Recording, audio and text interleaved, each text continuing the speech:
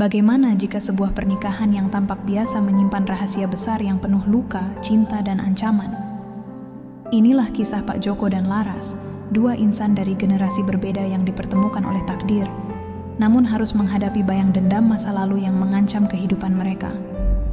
Assalamualaikum warahmatullahi wabarakatuh. Selamat datang di channel Pena Story. Sebelum kita mulai kisah menarik kali ini, jangan lupa untuk subscribe, tekan tombol like, dan tuliskan sholawat di kolom komentar. Ceritakan juga asal daerah kalian di kolom komentar. Siapkan hati dan imajinasi, karena cerita kali ini akan menguras emosi dan perasaan kalian. Desa Karangjati adalah desa kecil di Jawa Tengah yang hidup dalam kedamaian. Warganya saling mengenal, saling sapa, dan sering bergotong royong. Namun, semua berubah ketika berita pernikahan Pak Joko dan Laras menyebar seperti api. Pak Joko, seorang pengusaha sukses yang memiliki sawah luas dan toko sembako terbesar di desa itu, tiba-tiba mengumumkan bahwa ia akan menikahi Laras, gadis muda yatim piatu yang selama ini hidup sederhana di sebuah rumah tua peninggalan orang tuanya. Berita ini mengguncang hati warga. Pasar desa yang biasanya riuh oleh suara tawar-menawar kini dipenuhi bisik-bisik soal pernikahan itu. Apa mungkin Laras mau menikah dengan Pak Joko karena harta? Tanya Bu Nani, salah satu pedagang sayur. Di sudut lain, Pak Karto, seorang tetua desa, mencoba membela. Mungkin Pak Joko benar-benar ingin melindungi Laras. Anak itu kan yatim piatu, kasihan kalau hidup sendirian. Namun, kebanyakan warga lebih suka menduga-duga dengan nada sinis. Bagi mereka, perbedaan usia yang begitu jauh antara Pak Joko dan Laras adalah sesuatu yang tidak biasa, bahkan menimbulkan rasa curiga. Hari pernikahan pun tiba. Balai desa dihias sederhana, tapi penuh dengan tamu. Pak Joko mengenakan beskap hitam, duduk dengan senyum lebar. Di sebelahnya, Laras mengenakan kebaya putih dengan riasan wajah yang anggun, namun matanya terlihat kosong. Ia duduk diam tanpa menunjukkan sedikit pun kebahagiaan. Banyak yang memperhatikan ekspresi Laras itu, dan bisik-bisik kembali terdengar. Lihat wajahnya, seperti dipaksa, ujar salah seorang tamu. Namun, Pak Joko tampak tidak terpengaruh. Ia menjabat tangan para tamu dengan ramah, sesekali tertawa kecil saat berbincang. Di tengah kebahagiaan yang ia tampilkan, hanya sedikit yang tahu bahwa ada sesuatu yang lebih besar yang ia sembunyikan. Di balik senyumnya yang lebar, Pak Joko menyimpan sebuah rahasia yang belum siap ia ungkapkan, bahkan kepada Laras sekalipun. Pernikahan itu bukan hanya tentang cinta atau perlindungan, tapi tentang masa lalu yang terus menghantui hidupnya. Setelah pesta selesai, Pak Joko membawa Laras ke rumah barunya. Rumah itu besar, dikelilingi kebun dan sawah yang luas. Tapi bagi Laras, rumah itu terasa asing dan dingin. Malam itu, di ruang makan yang besar, Laras hanya menundukkan kepala. Ia merasa canggung berbicara dengan Pak Joko. Meskipun sekarang lelaki itu adalah suaminya, Pak Joko mencoba mencairkan suasana dengan beberapa pertanyaan ringan. Tapi Laras hanya menjawab singkat. Setelah makan malam, di kamar mereka, Laras akhirnya mengumpulkan keberanian untuk bertanya. "Kenapa Bapak menikahi saya?" Suaranya pelan, hampir berbisik. Pak Joko, yang sedang membuka lipatan sarung, berhenti sejenak. Ia menatap Laras dengan lembut, lalu duduk di kursi dekat tempat tidur. "Aku menikahimu karena aku ingin melindungimu, Laras," jawabnya. "Aku tahu dunia ini tidak mudah bagi seorang gadis muda yang hidup sendirian. Jika aku tidak bertindak, aku takut ada orang-orang jahat yang akan memanfaatkanmu." Kata-kata Pak Joko terdengar tulus, tapi di mata Laras, masih ada sesuatu yang ia sembunyikan. Keesokan harinya, saat Laras membereskan kamar mereka, ia menemukan sebuah kotak kayu tua di dalam lemari. Kotak itu terlihat usang, dengan ukiran sederhana di bagian penutupnya. Laras, yang merasa penasaran, membuka kotak itu dengan hati-hati. Di dalamnya, ia menemukan foto-foto lama yang sudah mulai pudar, serta beberapa surat yang terlipat rapi. Salah satu foto menunjukkan ayahnya, Pak Gunawan, berdiri di samping Pak Joko. Mereka berdua tampak tersenyum lebar, seolah-olah sedang merayakan sesuatu. Laras mengambil salah satu surat dan membacanya. Surat itu ditulis oleh ayahnya untuk Pak. Malam itu Laras tidak bisa tidur. Ia memutuskan untuk bertanya langsung kepada Pak Joko tentang surat itu. "Pak, siapa Broto? Dan kenapa ayah saya menulis surat seperti ini untuk Bapak?" tanya Laras dengan nada tegas. Pak Joko terdiam, lalu menarik napas panjang. "Broto adalah rekan bisnis ayahmu dulu. Dia orang yang sangat ambisius, tapi ambisinya sering mengorbankan orang lain," jawab Pak Joko. "Dulu ayahmu dan aku bekerja sama untuk mengelola lahan perkebunan. Kami berhasil, tapi Broto tidak senang. Ia ingin semua keuntungan untuk dirinya sendiri. Ketika ayahmu menolak, Broto mulai melakukan banyak cara untuk menghancurkannya." Laras merasa hatinya semakin berat. Ia tidak pernah tahu bahwa ayahnya harus menghadapi orang seperti Broto. "Kenapa Bapak tidak pernah cerita sebelumnya?" tanya Laras lagi. Pak Joko menatapnya dengan penuh rasa bersalah. "Karena aku tidak ingin kamu hidup dalam ketakutan, Nak. Tapi aku tahu, cepat atau lambat, kau harus tahu semuanya." Pak Joko menjelaskan bahwa ia menikahi Laras bukan hanya untuk melindunginya sebagai seorang gadis muda, tetapi juga karena ia merasa bertanggung jawab atas apa yang terjadi pada keluarga Laras. Broto masih menjadi ancaman, dan Pak Joko tahu bahwa ia harus melakukan sesuatu untuk melindungi Laras dari bayang dendam yang terus mengintai. Ketika malam mulai larut dan Laras sedang mencoba memejamkan mata di kamar barunya, ketukan pintu yang keras menggelegar di rumah itu. Pak Joko yang berada di ruang tengah segera bangkit untuk membukanya. Di depan pintu, tidak ada siapa-siapa, hanya sebuah amplop coklat yang diletakkan di atas ambang pintu. Pak Joko mengambil amplop itu dengan tangan yang sedikit gemetar. Laras yang mendengar keributan kecil segera menghampiri, wajahnya penuh tanya. Pak Joko membuka amplop tersebut di depan Laras. Di dalamnya terdapat sebuah surat singkat yang tulisannya kasar dan terburu-buru. "Serahkan dokumen itu sebelum malam tiba, atau kalian akan menyesal." Demikian bunyi surat tersebut. Tidak ada nama pengirim, hanya ancaman yang jelas. Laras menatap surat itu dengan cemas, sementara Pak Joko hanya diam dengan wajah serius. "Apa maksud surat ini, Pak?" tanya Laras, suaranya bergetar. Pak Joko tidak langsung menjawab. Ia hanya melipat surat itu dan menyimpannya di saku. "Tidak usah khawatir, Laras. Biar aku yang mengurus ini," jawab Pak Joko dengan nada yang berusaha menenangkan, meski jelas ada ketegangan di matanya. Setelah menerima ancaman itu, Pak Joko tahu bahwa waktunya tidak banyak. Ia harus segera bertindak sebelum sesuatu yang buruk terjadi. Laras, yang semakin penasaran dengan situasi ini, meminta Pak Joko untuk menjelaskan lebih banyak. "Pak, tolong ceritakan semuanya. Saya berhak tahu," desak Laras. Dengan berat hati, Pak Joko akhirnya membuka sedikit rahasia yang selama ini ia pendam. Ia menjelaskan bahwa dokumen yang disebutkan dalam surat ancaman itu adalah sertifikat kepemilikan lahan perkebunan yang dulu dimiliki oleh ayah Laras. Dokumen itu menjadi bukti penting yang bisa menghentikan Broto untuk menguasai lahan tersebut secara ilegal. "Kita harus bertemu dengan seseorang yang bisa membantu," ujar Pak Joko. Laras bingung. "Siapa yang bisa membantu kita, Pak?" Pak Joko menyebut nama Pak Harun, seorang teman lama yang juga pernah menjadi rekan bisnis ayah Laras. Pak Harun tinggal di desa tetangga, dan Pak Joko yakin ia masih memiliki informasi penting tentang Broto dan rencananya. Laras setuju, meski hatinya diliputi rasa takut. Mereka pun memutuskan untuk pergi menemui Pak Harun keesokan paginya, sebelum ancaman itu menjadi kenyataan. Pagi itu, Laras dan Pak Joko memulai perjalanan mereka menuju rumah Pak Harun. Jalan menuju desa tetangga melewati hutan kecil yang sunyi, membuat suasana semakin mencekam. Sepanjang perjalanan, Laras merasa seolah-olah ada seseorang yang mengawasi mereka dari kejauhan. "Pak, apa kita sedang diikuti?" bisik Laras dengan nada cemas. Pak Joko melirik sekeliling, mencoba memastikan keamanan. "Tenang saja, Nak. Kalau ada apa-apa, aku sudah siap," jawabnya, meski ia sendiri tidak sepenuhnya yakin. Di tengah perjalanan, suara langkah kaki terdengar di belakang mereka.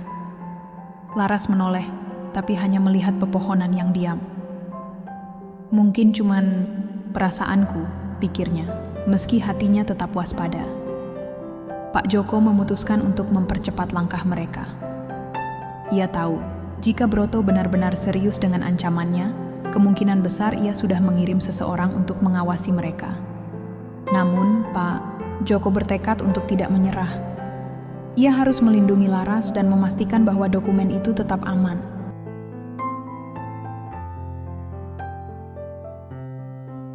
Setibanya di rumah Pak Harun, Laras dan Pak Joko disambut dengan kehangatan. Pak Harun, yang kini sudah berusia lanjut, langsung mengenali Pak Joko dan menyambutnya dengan pelukan erat. "Joko, sudah lama sekali. Apa yang membawamu ke sini?" tanya Pak Harun dengan senyum ramah. Pak Joko menjelaskan situasi mereka, menunjukkan surat ancaman yang mereka terima, dan menyebutkan nama Broto. Wajah Pak Harun langsung berubah. Senyum hangatnya memudar, digantikan oleh ekspresi serius. "Jadi Broto masih belum berhenti?" gumamnya. Pak Harun lalu bercerita tentang masa lalu. Ia mengungkapkan bahwa Broto adalah orang yang sangat berbahaya. Setelah menghancurkan bisnis ayah Laras, Broto mencoba mengambil alih semua lahan di desa, bahkan dengan cara-cara licik. Dokumen itu adalah kunci. Jika Broto mendapatkannya, ia bisa menguasai segalanya. Tapi jika dokumen itu tetap aman, kita masih punya peluang untuk menghentikannya. Jelas, Pak Harun. Laras mendengarkan dengan seksama, hatinya dipenuhi campuran antara rasa takut dan keberanian. Ia mulai memahami betapa besar tanggung jawab yang kini ia pikul. Setelah mendengar penjelasan dari Pak Harun, Pak Joko dan Laras segera kembali ke rumah. Namun saat mereka tiba, sesuatu yang mengerikan telah terjadi. Pintu rumah terbuka, dan keadaan di dalam berantakan. Lemari-lemari terbuka, barang-barang berserakan di lantai. Laras berlari ke kamarnya, tempat kotak kayu itu disimpan. Ketika ia membuka lemari, kotak itu masih ada, tapi dokumen di dalamnya telah hilang. Laras terduduk lemas di lantai, air mata mengalir di pipinya. "Pak, dokumennya hilang," bisiknya dengan suara gemetar. Pak Joko segera memeriksa seluruh rumah, tapi tidak menemukan jejak siapapun. Ia hanya menemukan jejak kaki yang berlumpur di dekat pintu belakang. "Mereka sudah sampai ke sini," gumamnya dengan nada tegas. Laras merasa putus asa, tapi Pak Joko berusaha menenangkannya. "Jangan khawatir, Nak. Kita masih punya cara lain. Aku akan mencari tahu siapa yang mengambilnya." Dengan penuh tekad, Pak Joko mulai menyusun rencana untuk mengambil kembali dokumen tersebut sebelum semuanya terlambat. Laras, meski hatinya hancur, berjanji pada dirinya sendiri bahwa ia tidak akan menyerah begitu saja. Setelah kejadian malam itu, Pak Joko memutuskan untuk menyelidiki apa yang sebenarnya terjadi di rumah mereka. Ia mulai mencurigai seseorang di antara orang-orang yang bekerja untuknya. Para pekerja di sawah dan toko sembako sering keluar masuk rumahnya, dan Pak Joko tahu, jika ada orang luar yang bisa mendapatkan akses ke dokumen tersebut, kemungkinan besar mereka berasal dari lingkungan terdekatnya. Laras, yang masih terpukul oleh kehilangan dokumen itu, memutuskan untuk ikut membantu. Meski hatinya dipenuhi ketakutan, ia tahu bahwa dirinya tidak bisa hanya diam dan menyerahkan semuanya pada Pak Joko. Pak Joko mulai mengamati perilaku para pekerja dengan lebih cermat. Ia menyadari ada satu pekerja bernama Tono, yang belakangan sering terlihat gugup dan menghindari tatapan matanya. Tono adalah salah satu pekerja lama di sawah Pak Joko, tapi sikapnya yang tiba-tiba berubah. Malam itu, Laras dan Pak Joko pergi ke gudang tua yang terletak di pinggir desa. Gudang itu sudah lama tidak digunakan, dindingnya penuh lumut, dan pintunya berderit saat dibuka. Suasana di dalamnya gelap dan berbau apek, tapi mereka tidak peduli. Dengan menggunakan senter, mereka mulai memeriksa setiap sudut. Laras merasa gugup, tapi ia mencoba menenangkan dirinya. Di salah satu sudut, mereka menemukan sebuah peti kayu yang terkunci. Pak Joko, yang sudah membawa alat sederhana, dengan hati-hati membuka kunci itu. Di dalam peti, mereka menemukan dokumen asli yang selama ini mereka cari. Sertifikat lahan yang tertulis atas nama keluarga Laras masih utuh, meski kertasnya sudah mulai menguning. Selain itu, ada beberapa foto lama dan surat-surat lain yang memperkuat cerita tentang pengkhianatan Broto terhadap ayah Laras. Laras merasa lega, tapi perasaan itu tidak berlangsung lama. Dari kejauhan, mereka mendengar suara langkah kaki mendekat. "Cepat, kita harus pergi dari sini," bisik Pak Joko sambil menyimpan dokumen itu dengan hati-hati di tasnya. Saat mereka keluar dari gudang, mereka dikejutkan oleh kehadiran Broto dan beberapa orang yang terlihat seperti anak buahnya. Broto, yang kini sudah berusia lanjut, tapi masih tampak mengintimidasi, berdiri di tengah jalan dengan senyum licik di wajahnya. "Pak Joko, akhirnya kita bertemu lagi. Dan kau juga, Laras. Kau tidak tahu betapa lama aku menunggumu muncul," katanya dengan nada mengejek.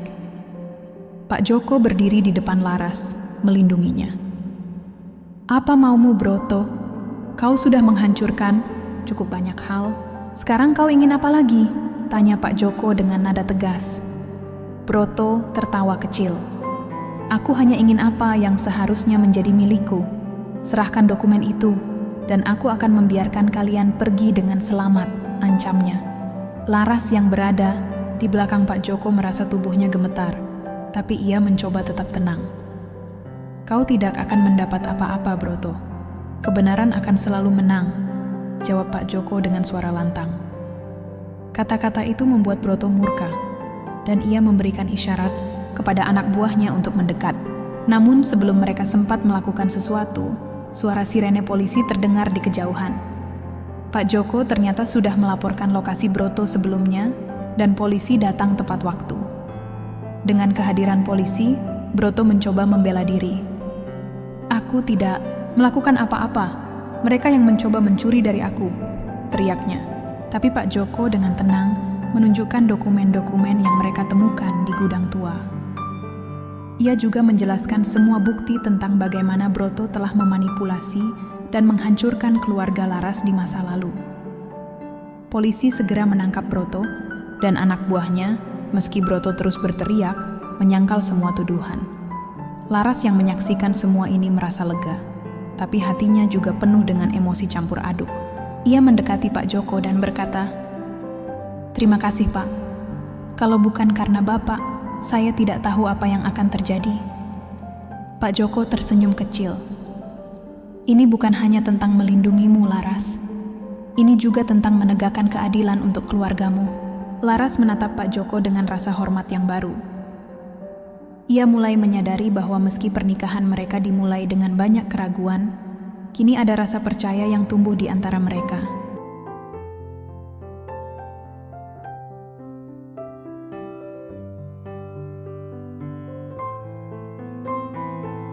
Setelah Broto ditangkap, Laras dan Pak Joko kembali ke rumah mereka. Malam itu, Laras merasa ada beban berat yang terangkat dari dadanya, meski ia tahu cerita ini belum sepenuhnya berakhir. Mereka duduk bersama di ruang keluarga yang sunyi. Laras, dengan suara yang penuh rasa ingin tahu, akhirnya bertanya, "Pak, kenapa Bapak begitu peduli dengan keluarga saya? Mengapa Bapak rela mempertaruhkan begitu banyak hal untuk saya?" Pak Joko terdiam sejenak, kemudian mengambil sebuah foto dari Lacimeha. Dalam foto itu, terlihat Pak Joko muda bersama ayah Laras. Mereka tersenyum lebar, tampak akrab seperti saudara. "Dulu, aku dan ayahmu lebih dari sekadar rekan bisnis," kata Pak Joko dengan suara lembut. "Kami seperti saudara. Kami memulai segalanya dari nol. Saat Broto datang ke kehidupan kami, ia memecah persahabatan itu dengan cara yang licik. Ayahmu kehilangan segalanya, dan aku merasa bersalah karena tidak bisa melindunginya. Aku berjanji pada diriku sendiri, jika ada sesuatu yang bisa aku lakukan untuk memperbaiki kesalahan itu, aku akan melakukannya." Laras mendengarkan dengan mata berkaca-kaca. Ia tidak menyangka bahwa hubungan antara Pak Joko dan ayahnya begitu dalam. "Jadi, pernikahan ini adalah bentuk tanggung jawab Bapak?" tanya Laras dengan nada pelan. Pak Joko mengangguk. "Tanggung jawab dan juga rasa hormat. Ayahmu adalah sahabat terbaikku, dan aku tidak akan membiarkan apa yang terjadi padanya terulang padamu." Hari-hari berikutnya, Laras mulai melihat dunia dengan pandangan yang berbeda.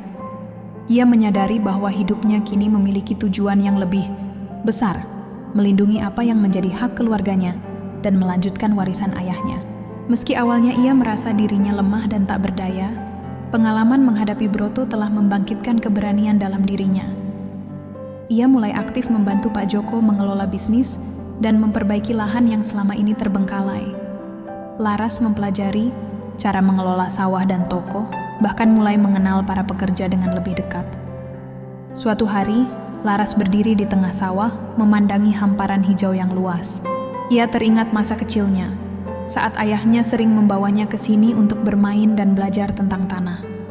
Sekarang, ia berdiri di tempat yang sama, bukan sebagai seorang anak kecil, tetapi sebagai pewaris yang harus menjaga semuanya. "Pak, saya ingin belajar lebih banyak. Saya ingin menjadi orang yang bisa diandalkan," katanya kepada Pak Joko. Lelaki tua itu tersenyum, merasa bangga dengan perubahan dalam diri Laras. "Aku tahu kamu bisa, Nak. Aku melihat semangat ayahmu dalam dirimu," jawab Pak Joko. Sementara itu, proses hukum terhadap Broto berjalan dengan lancar. Bukti-bukti yang dikumpulkan oleh Pak Joko dan Laras sangat kuat, membuat Broto tidak memiliki peluang untuk lolos. Kasusnya menjadi pembicaraan di desa, dan banyak warga yang akhirnya mengetahui kebenaran tentang apa yang sebenarnya terjadi selama bertahun-tahun. Warga yang sebelumnya memandang sinis pernikahan Pak Joko dan Laras kini mulai mengerti bahwa hubungan mereka lebih dari sekadar ikatan formal. Mereka melihat keberanian Laras dan ketulusan Pak Joko sebagai bukti bahwa cinta dan tanggung jawab bisa melampaui usia dan prasangka. Di pengadilan, Broto akhirnya mengaku atas perbuatannya. Ia menerima hukuman yang setimpal, dan semua aset yang ia ambil secara ilegal dikembalikan kepada pemiliknya yang sah. Kemenangan ini memberikan rasa lega yang besar bagi Laras dan Pak Joko. Tapi lebih dari itu, kemenangan ini adalah simbol dari keadilan yang akhirnya ditegakkan. Laras merasa bahwa ayahnya, meskipun sudah tiada, pasti bangga melihat perjuangannya dari tempat yang jauh. Seiring berjalannya waktu, hubungan Laras dan Pak Joko berubah menjadi lebih hangat dan penuh penghormatan. Laras yang awalnya merasa canggung dengan pernikahan ini, mulai memahami bahwa cinta bisa datang dalam berbagai bentuk. Pak Joko, meski usianya sudah tua, selalu berusaha menjadi pendukung terbaik untuk Laras. Ia tidak hanya menjadi suami, tetapi juga mentor dan pelindung. Laras mulai merasakan rasa aman dan nyaman yang sebelumnya tidak pernah ia rasakan sejak kehilangan kedua orang tuanya.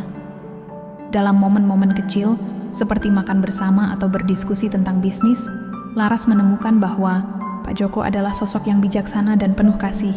Suatu malam, Laras berkata, dengan semua rintangan yang telah mereka lalui, Laras dan Pak Joko memulai lembaran baru dalam hidup mereka. Laras memutuskan untuk melanjutkan pendidikan di bidang agribisnis, sesuatu yang ia rasa sangat relevan dengan warisan keluarganya. Ia juga mulai membangun hubungan yang lebih baik dengan warga desa, mengadakan pelatihan kecil tentang cara bercocok tanam yang lebih efektif. Laras ingin memastikan bahwa tidak hanya keluarganya yang bangkit, tetapi juga komunitas di sekitarnya. Pak Joko, meski usianya terus bertambah, tetap mendukung Laras dengan sepenuh hati. Ia merasa puas melihat Laras tumbuh menjadi perempuan yang kuat dan mandiri. Suatu sore, saat mereka duduk di teras rumah, memandangi matahari terbenam di atas sawah, Laras berkata, "Pak, saya ingin membangun masa depan yang lebih baik untuk desa ini. Saya ingin nama keluarga kita dikenal sebagai simbol kebaikan dan keadilan." Pak Joko menatapnya dengan penuh kebanggaan. "Aku percaya kamu bisa, Nak. Dunia ini membutuhkan orang-orang seperti kamu." Dengan tekad yang bulat, Laras melangkah ke masa depan dengan harapan dan semangat baru, membawa warisan keluarganya ke arah yang lebih cerah.